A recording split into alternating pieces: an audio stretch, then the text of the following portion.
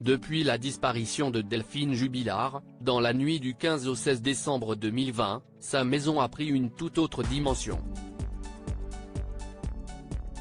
Le maire de Cagnac-les-Mines, Tarn, fait des révélations. La disparition d'Émile, 2 ans et demi, dans le Vernet reste un mystère 15 jours après les faits. Un mystère qui fait écho à d'autres disparitions, notamment une à environ 500 km de là, à Cagnac-les-Mines, Tarn.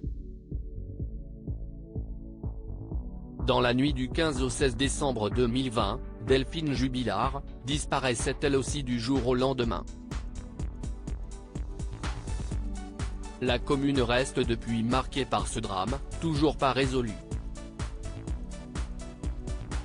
À tel point que même la maison de l'infirmière, épouse de Cédric Jubilard, a elle aussi pris une autre dimension.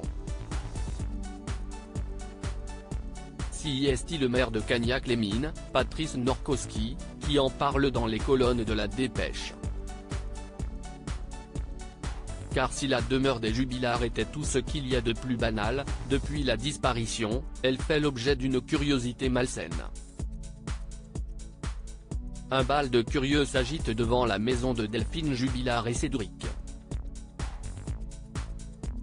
Des médiums, des bénévoles, tous se pressent sur les lieux de ce fait divers, jamais résolu. Il faut la gérer, cette curiosité malsaine, fait savoir le maire de Cagnac-les-Mines.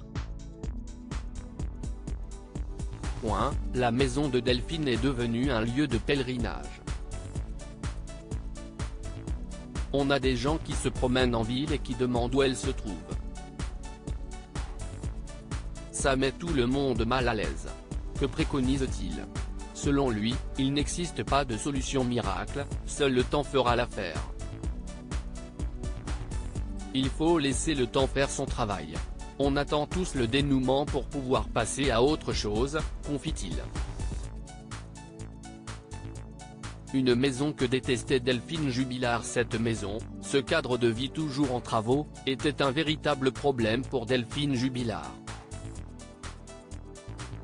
À l'occasion d'un reportage diffusé par Envoyé spécial en avril dernier, Nadine Jubilard, la mère de Cédric, revenait sur le quotidien de son fils et de sa belle-fille. Cédric et Delphine renvoient l'image du bonheur familial total.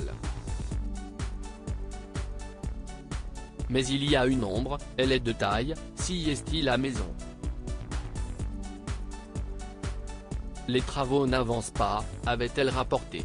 Une maison, loin d'être finie, qui mettait l'infirmière et mère de 2 enfants hors d'elle. Il n'y a pas d'escalier pour accéder à la maison, l'évier est posé sur des tréteaux, l'aspect extérieur laisse à désirer. Moi-même, je n'aurais pas voulu vivre dans cette maison. Mais Cédric semblait heureux. Ce n'était pas forcément un problème d'argent. Plutôt une question de priorité entre les vacances, les loisirs, les fringues, etc. Avait-elle détaillé. Plusieurs mois avant sa disparition, Delphine Jubilard préparait son départ, entendant bien quitter son mari et ce domicile qui ne lui plaisait pas.